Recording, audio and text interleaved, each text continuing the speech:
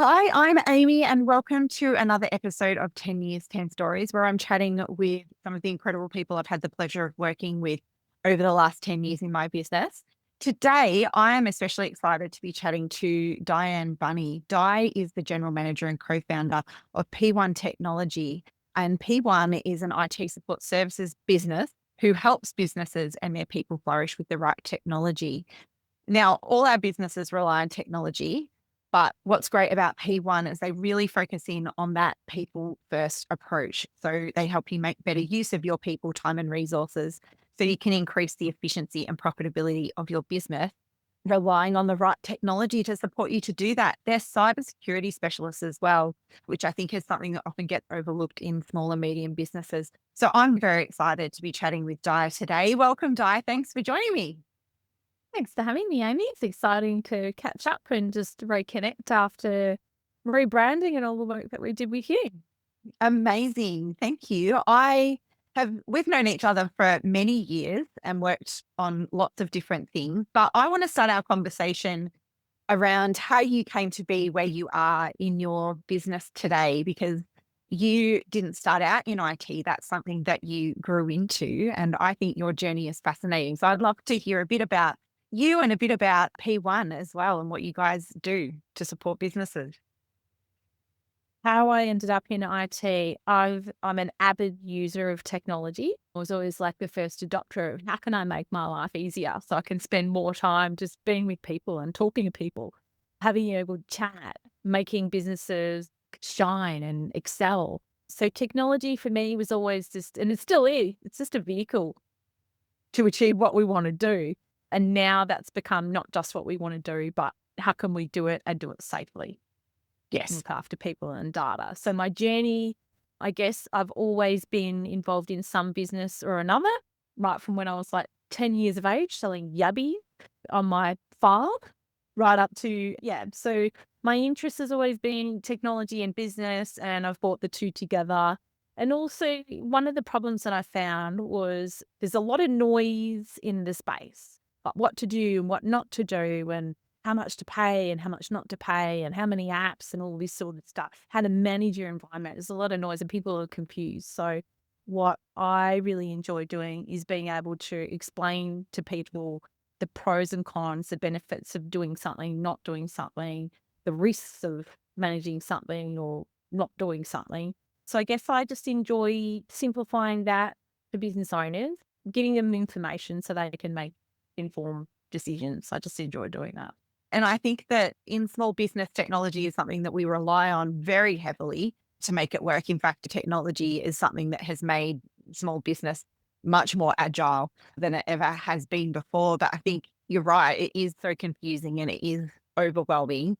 And often we don't think about it until it's not working. So we invest in things and then we get frustrated when something's not working, when we really should be looking at IT as a very foundational thing in our businesses. So I love your approach about making it accessible to people and helping them to understand their IT and how it all works together. So our first project, we met through a mutual friend, and our first project together was a rebrand of your business. So I you were originally called Fix IT. Mm. And yeah, and so talk me a little bit through what your thinking was in knowing that it was the right time to rebrand your business and what made you decide to do that.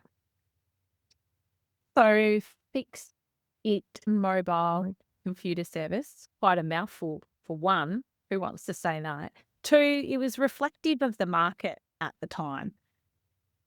So something was broken, someone would come and fix it. Yeah. So why did we rebrand? Because it's not how mature businesses run their businesses today. There's a lot more foresight rather than reactive. So that's why we rebranded. Didn't reflect the marketplace. And it also, more importantly, didn't reflect who we were and who we are and the service that we're offering. So we had to rebrand. So the two aligned.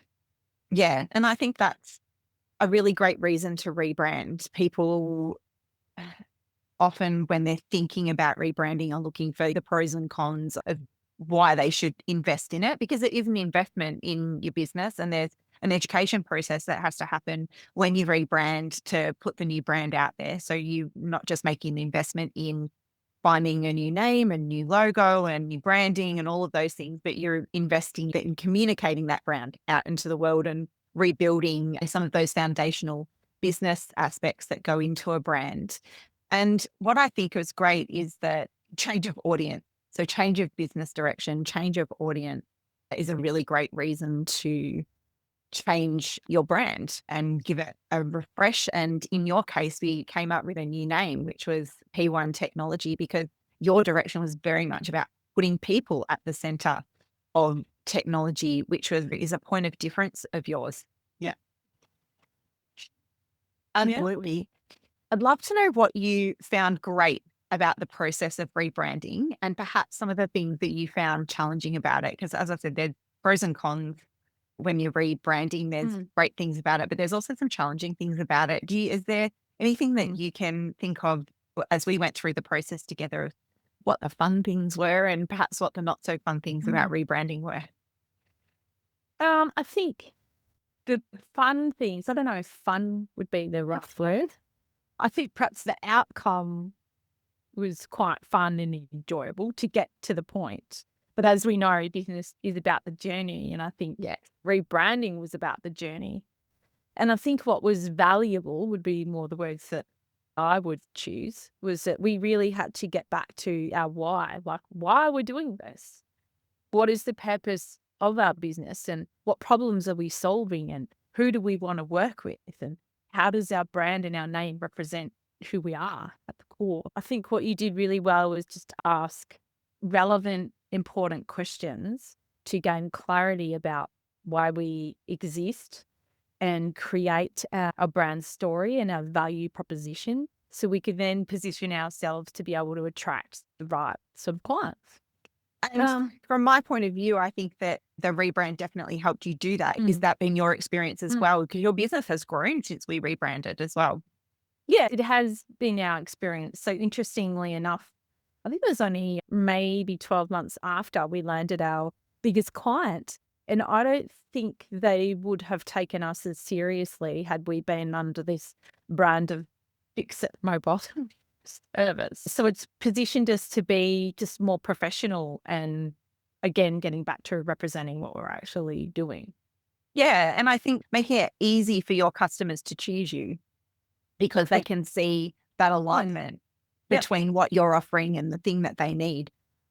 One of the things I'm really interested in knowing is, now that your brand has been out there for quite a while, since it's been a while since we rebranded, and I'm curious to know if you're feeling that it still reflects who you guys are, because I think that's another interesting question to ask about rebrands. It is important to try and get it right. Like, if you're going to invest in doing it, you want to make sure that it's got longevity. Do you feel that has been something that's been true for your business? Yeah, 100%. Yeah. So we use it in everything that we do, from operations to higher level decision making. Yeah, I guess you start at the top, higher level decision making, to operations, to service delivery and the sales process. Yeah, it affects everything that we do. And in many ways, it actually makes it easier, because when you do get busy and the hustle and bustle of what you're doing can make it easier to take a step back and go, all right, okay, who are we, what we're about, and what do we want to achieve? Just helps us gain clarity in amongst, sometimes it can be a busy place to be working in a small business. Yeah. And I often find that with clients when we do brand story strategy, because obviously the first step of doing a rebrand is the brand story strategy piece, where, like you say, we ask those questions, we get to the heart of who you are, we find your why, and then we look at your value set and how we align that value set with who your ideal customer is. And I think that doing that work, which is hard work, I had another interviewer talk about it as very gritty work that can be hard sometimes to push through, because it's asking the difficult questions that we're trying to nail down specifics on. But once you're able to do that work, the way it opens doors for you in your business to, like you said, realign yourselves, use it in operations, use your brand values when you're hiring people and in your employment, the way you approach employment in your business, and also alignment with the right types of customers. I talk all the time Mhm. about your brand being about as much as who you are not as who you are, and making those Mm. really clear distinctions between, who you are for and who you are not for, so that you can help people vet themselves out, which I think is another thing that's really important in small business. That if, you have only good quality leads getting in contact with you as a result of feeling that alignment, having a really strong brand story strategy can help remove some of that burden that happens in the sales process and do some of the heavy lifting for you as well. Yep. Yeah. Amazing. I am really curious about what's happening in small business at the moment, because you are in, I think, a unique position with seeing how technology has changed over time, how it's impacting small business now. I'd love to know about how you see technology having impacted businesses over the last 10 or 15 years, and the challenges that have happened. What, in your view, what have been the biggest things to have happened for technology in small business in the last decade or so? I think it's the shift to from hardware and servers and boxes in the corner to the cloud. That's the obvious one. We're all working in the cloud now. And then the shift from, as I mentioned before, from being reactive to proactive, whilst cloud services have simplified things in many ways, have actually created a whole lot of vulnerabilities Mm. for SMEs. So we're seeing cybersecurity attacks at an unprecedented rate. I can't give you the actual statistics, but SMEs are easy targets. And they're not necessarily highly sophisticated, personalized attack that anyone's like seeking out Amy Lee. They're basically just written programs, AI generated, and they're just looking to pick up easy vulnerabilities and easy holes. So consequently, we've had to respond, and now the investment in cybersecurity is here. In the past, we had quite basic antivirus and malware and maybe some backup. Maybe it was automated, maybe it wasn't. So we're seeing this shift from manual activities, maybe a manual backup sort of thing, Yeah. to things, and security controls were largely basic. So the security controls now are a lot more comprehensive and in depth. We've seen the deployment from the Australian Signals Directorate. They have set up the Australian Cybersecurity Centre. That was set up about 7, 8 years ago now. So that has been a response to the threats that we've been facing. And the Australian government has given us an excellent cybersecurity framework for which we can use to manage cybersecurity for businesses. So that's been the real shift, that we need to invest in cybersecurity now, whether we want to or not. And I guess one of the things that some business owners are struggling with, they're like, well, we've moved to the cloud and then streamlined things, and suddenly they've probably seen their budgets go down. And that's great because they've been able to benefit from the efficiency gains. But then what's happened in that time, in the last 10 years, they might have seen their budgets go down, but then cybersecurity's gone up and people haven't necessarily been investing in cybersecurity. So then, and just because they haven't had a breach, they're like, oh, I don't need to. My budget in the last 3, 4 years has been this. And now you want me to invest in cybersecurity? Well, no, I don't really want you to do anything, but I'm just telling you the threats that we're seeing. And if you don't make changes in your cybersecurity controls, the chances of you getting a breach are really quite high. And then think about the impact of that on your business. You're going to lose data. You're going to get a ransomware. You're going to be held ransom to $100,000. And then not just that, the immediate cost is, what about the downtime of your business? Yeah. And then if you're a medical center, what are the legal implications of personal medical information being stolen? The risks are quite high. I was talking to recently someone who's a tax agent. They're a bookkeeper. They recently got registered as a tax accountant as well under the Tax Practitioners Board. So their requirements have suddenly elevated. If they get a breach, they can actually lose their license. Yeah. They're out of business. But the statistics now, I think they're up about all SMEs that have a breach, don't quote me exactly on the statistics, but it's around about within 6 months of that breach, 60% of them have closed down. So Crazy, you isn't it? really got to think about those sorts of risks. And just because you haven't had a breach, don't think that it's not going to happen to you. And the cyber criminals are targeting SMEs because they're an easy target. Yes. Quite often their posture is not there. So that's been the real big shift in our space. So I guess the good thing, the government has supported us by creating the framework, and the big tier one vendors that are providing excellent cybersecurity control, or gadgets and gadgets, if you like, in the background. They are channeling enterprise grade solutions for SMEs via us. So for us as for P1, and what that means for clients is that we're able to deliver enterprise grade cybersecurity to SMEs. So it's totally scalable. So it's not just being made for your tier one and your tier two vendors across the country. So it's completely available for SMEs. But the only thing that I'd say is, just because you might not have had a very big cybersecurity budget in the past, but you're going to have to make one if you haven't Yes. already. If you haven't already. So something that needs to be taken a lot more seriously, and it can't be that break fix mentality. We've got to get on the front foot of it. Yeah, prevention has to be the goal. It can't be, Well, oh, well, we'll deal with it when it happens. Like you want it to no. not happen. You want it to not happen. You don't want to be that's a local national manufacturing and distribution business in Australia. Some manufacturing that still has onshore. So last year, that organisation came to us. They were being held ransom. They decided not to pay the ransom, but that meant that this business, they tried to fix things themselves internally, their own IT person. It didn't go so well. The business owner reached out to us and we were able to get them back up and running fairly easily. But they had to manually import a whole lot of sales orders for like 3 months worth. Just the amount of interruption to that business and plus the stress to that business owner was a lot. Their recovery, it ended up being okay. What was the thing that you said before about the prevention? So Yes. there's a lot that we can do now to prevent these attacks and these breaches. But having said that, Amy, we can have the tightest systems across the globe. It's not 100% foolproof. So the conversation nowadays has evolved even further to not just what we can do, but you know what? When there's a breach,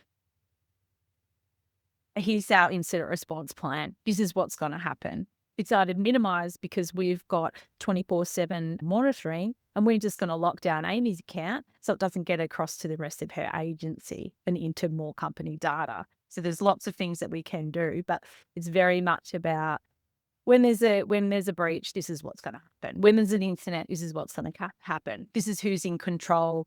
We're above $3 million, so we're going to have to report within 72 hours. Who is our lead person? Who's going to be our PR agent? All of those things that need to be taken into consideration. So it's a big thing. And I think there's a lot more governance happening now, and especially in mature businesses, just like you had your marketing plan, just like you've got your financial plan. Yes. So we're seeing that we are now representing as our chief virtual information officer, where we meet quarterly. But some businesses, maybe once or twice a year, but absolute minimum, meet once a year. Right, let's map out what your strategy looks like for the year. What security controls need to be elevated. So there's two parts of it.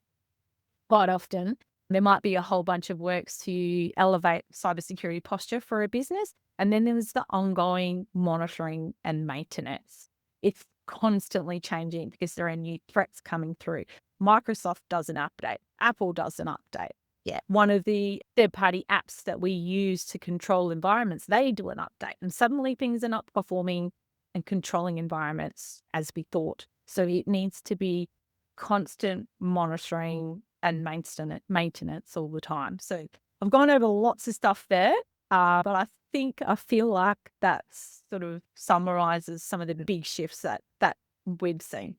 Absolutely. And it is, you're right, it is changing all the time. And it's like having any other risk assessment done in your business. We all need to understand the risks in our business, and there are risks that come along with technology. And I think having a risk management plan. So for when things go wrong, what happens next? What are the steps that we follow? And when you've got a plan for that, then you're much more in control because you know exactly what's going to happen. And like you said, with your client that came to you who was very stressed, got that risk management plan, then it reduces some of that stress because you know exactly what the next steps are to take. I would love to know. So, what are the three things that you're seeing, or the two or three things that you're seeing in business that are really common mistakes that people are making with their cybersecurity and helping make sure that they're protecting the data and the data of their clients? Because all of us in whatever business we're in, we hold the data of our client, and we have a duty of care to protect that data. So what are the three things that we should be as small and medium business owners looking for? It's a good question. And one of the biggest ones that I see is, and I hear people say, cybersecurity, oh, yeah, I've got an IT person or I've got an IT business in place and they're doing my cybersecurity. I say, oh, okay. What are they doing exactly? And I don't mean any disrespect. It's we all get busy doing our things. The mistake is assuming that your IT person is doing cybersecurity. Yeah. And the main point about that is that there's a disconnect and there's a mismatch between the understanding. The IT business might be doing antivirus and a backup, and they put that in place 5 or 10 years ago. However, here are the requirements now of cybersecurity. And the business owner thinks, oh, the IT person's doing my cybersecurity, but It's not. It's not not actually happening. by today's standards. So there's a bit of a mismatch there. So what I would say to business owners and managers and leaders is just get clear, what is my IT business doing and what are they not doing? So just make sure you really understand. That would be the first thing. The second thing would be not having a plan. So like all areas of your business, you have a financial plan, you have a marketing plan, you have your sales plan, you have your research and development plan. You need to have an IT management and security plan. Yeah. So you've got to start from the top and go, okay, what is it that I want to achieve? I want efficiency and I want security. Right. Okay. What business are you in? Are you in financial services? Okay. So you would have a higher compliance level compared to perhaps the manufacturing agent or the retail store. So we've got to work out what level of cybersecurity and compliance requirements do we need for your particular business and your industry standards as well. So start with that plan, and then we work our way back from there. We go, okay, then we do a risk assessment. Where are you at now? Where are the gaps? What do we need to do to plug those gaps? Great. Now you're at this level. Now let's work along and monitor and maintain. So the second mistake would be not having a plan. Yeah. And being reactive. So that would be the second mistake. The third mistake I would say is not having, so with mature IT management and governance by today's standards, and I would say this is pretty standard and pretty basic. I wouldn't say that it's over the top by today's standards. It would be having a quarterly business review, quarterly IT review, because we can have all the gadgets and gadgets in place and they're all doing their things and we're all using AI. So we're using AI for 24/7 scanning about suspicious behavior in Amy's account. And we have a bunch of different tools that we use. And just like AI at the moment, it's complementing our roles. It's making our lives easier and we're doing things faster and we're responding quicker and all this sort of stuff. But it is not replacing. It's not a human replacement. It still needs human oversight. So every single quarter, for mature IT and governance, for any mature serious business who's wanting to protect their data, they will at least once a quarter, we literally have a human being reconciling and checking. So looking, going, okay, this is what Amy's got in place. I'm just going to check off. Almost like a bookkeeper reconciles. Is this working as expected? Yes, no. Oh, there's something new. There's a new device that's popped in. Something hasn't happened there. Let's get that sorted out. It still needs the human oversight. So that would be the other mistake, not having the regular human oversight in how systems are performing and being monitored and checked. That would be the three things. Three things. Get those That's things nailed, and you're under control. Happy days. That's amazing. That's such good advice. And you touched on something there, that how you're using AI to help streamline and carry some of the burden of the checking and monitoring that you do. I'm curious if you have an opinion of, because obviously small and medium businesses have been massive. There's massive uptake, massive users of AI tools. So tools that exist in the cloud. So we're talking ChatGPT, we're talking video editing tools, we're talking marketing tools that have AI built into them.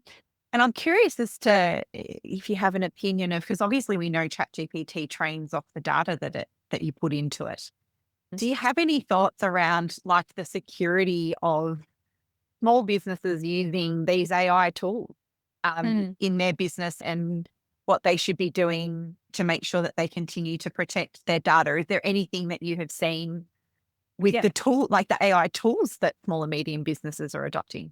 So there's a few things that I've seen, and would I say I'm an AI expert? No, I'm not an AI expert. And funnily enough, we just ran an event last week about cybersecurity, and I asked what people most wanted to know about, and having an AI debate came up as top. I want to know more about it. So that's going to be my next event. So watch out for that, and say in August.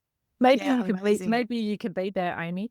So what I'd love to have is a debate between Copilot and Chatty, and little you marketers have got all these fancy apps that you use as well. Like, let's have a debate about the pros and cons and business use cases. That's my next exciting thing that I want to facilitate. But I'm by no means an AI expert. However, what I'm seeing is, as you said, ChatGPT, the model is based off, it's a learning machine. It's based off, you put your data in and it learns, it gets better and smarter and so on. So the risk about that is, particularly organizations that are perhaps concerned about their intellectual property. Yep. So if you're creating something a little bit different, you're putting that in there and you're feeding the model, and then that's out there for anyone else to take. Do you really want to do that? I don't know. So I use it. So I don't see any harm in putting generic things in there. It's not really causing any harm. But if you're in the business of wanting to protect your intellectual property, then I wouldn't be putting that into anything open source. And then also security. If you're in a law firm or medical, Christ, could you imagine one of your staff? So I think something that I am seeing is that business owners and managers haven't necessarily got a policy in place for their teams to know how to use it and which platforms to use in which instances. So they're possibly putting data in and not thinking about what they're putting in there and the implications of that. And that really scares me. So some things that I am seeing is, if we're using Microsoft Copilot, and personally, my debate, I'm open to the debate about what's better, Copilot or Chatty. We sell Microsoft, and if my partner was here, of course they're going to say Copilot, but I have no qualms about pointing out the inefficiencies of Copilot. Quite often I find myself jumping into Chatty because I'm like, oh, that's achieved a better outcome. But in terms of security, Microsoft is still the leader. Yes. All the research by Gartner and all the security people doing the research, Microsoft is still the most secure platform across the globe. So consequently, if an organization is concerned about security, then it is managing the security of the data better. So particularly for bigger organizations, if they can toggle that between work and web, the information that you're searching, if you creating a business case or a sales Yeah. presentation or a pitch or whatever, you put it into your work portal and it's going to pull all the information from your SharePoint and it's all within the same ecosystem. And Yes. it's easier to control permission access because it's all done centrally by the Microsoft tenant.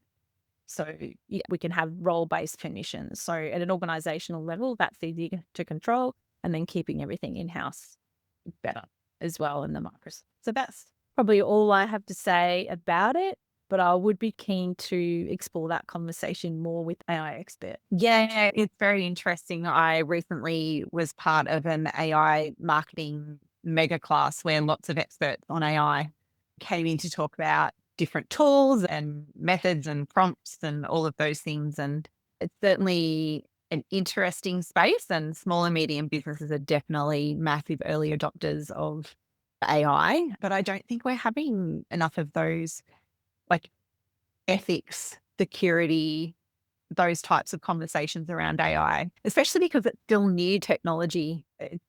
The promise of it is massive, but it's certainly not there yet from my No. experience of it. And I'm definitely using it in my business, but I'm being very selective about the tools that I've chosen to use. For the reasons you just said, opt not to use ChatGPT very much. I use a different, more closed source option for the work that I do.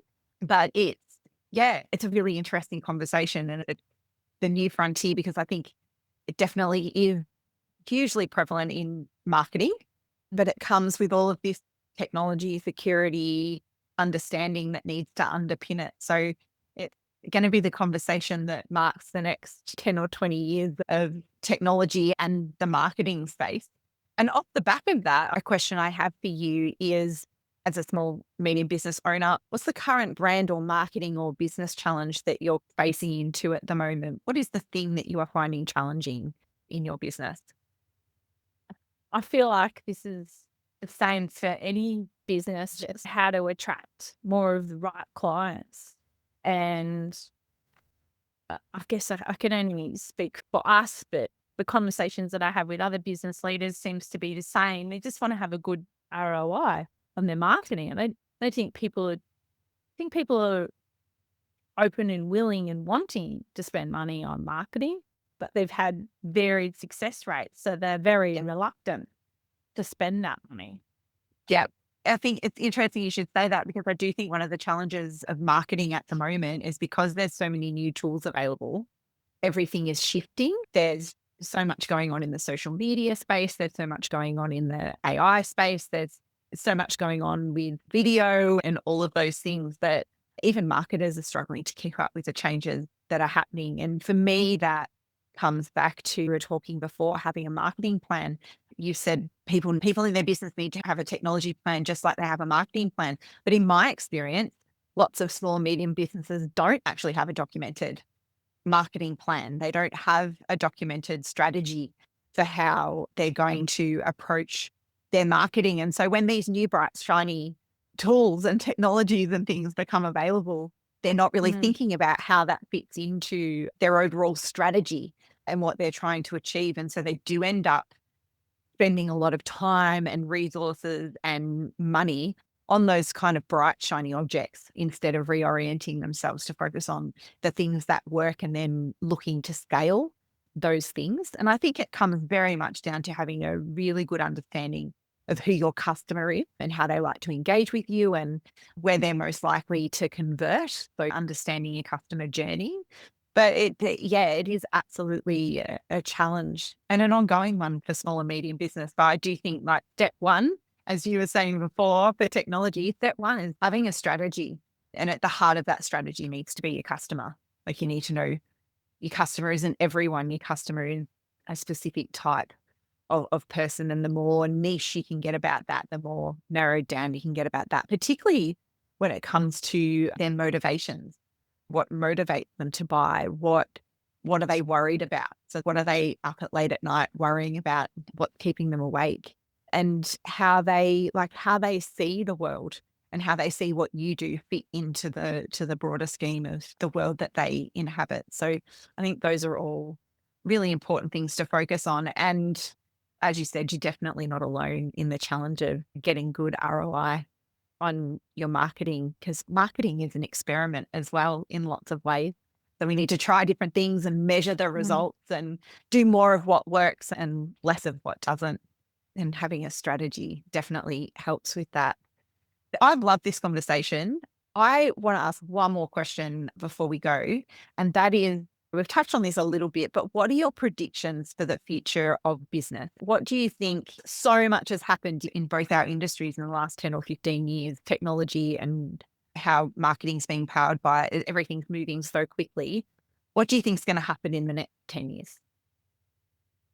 I think that relationships will continue to be one of the most important things in business. And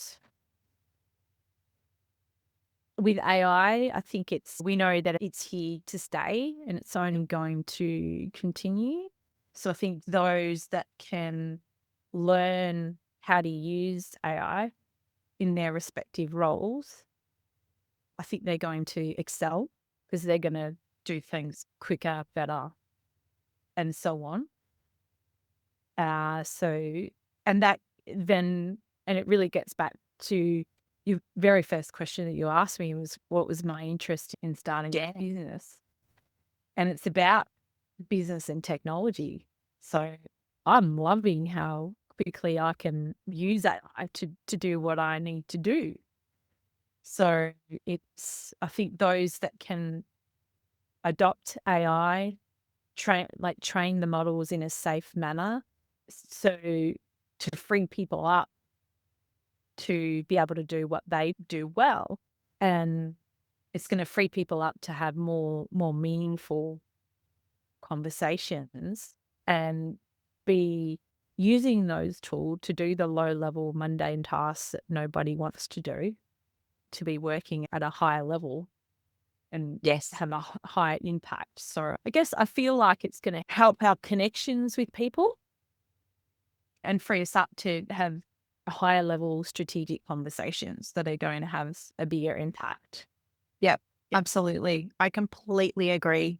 What a great way to round off our conversation. Thank you so much for joining me. Thank you for having me, Amy. So Absolute pleasure. chatting Thank with you. you. And with you. And yes, all the best for the next 10 years in your business. I'm sure that they'll be amazing. I hope so. And you. Thank you, Di.